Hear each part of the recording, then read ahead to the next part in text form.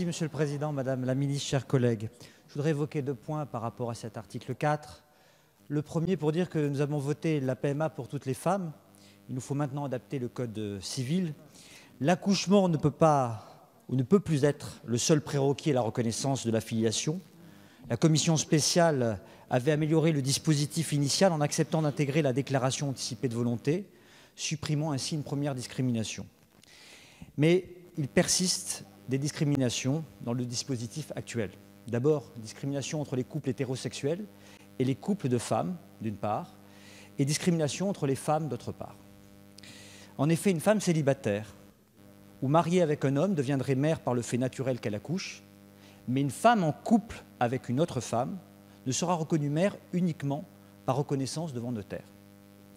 Dans l'intérêt de l'enfant, comme celui des parents, et pour éviter toute forme de discrimination, il me paraît donc juste d'étendre la filiation de droit commun à toutes les femmes mariées ou célibataires ayant recours à la PMA. Il s'agit pour moi d'assurer la sécurité de l'enfant et de tous les parents, quels qu'ils soient, bref, l'égalité des droits. Deuxième point que je souhaitais évoquer, c'est la question de la filiation des enfants nés de la PMA à l'étranger. Je crois que signer a posteriori le consentement permettrait de sécuriser la filiation pour les couples de femmes ayant eu recours à la PMA avant le vote final de cette loi.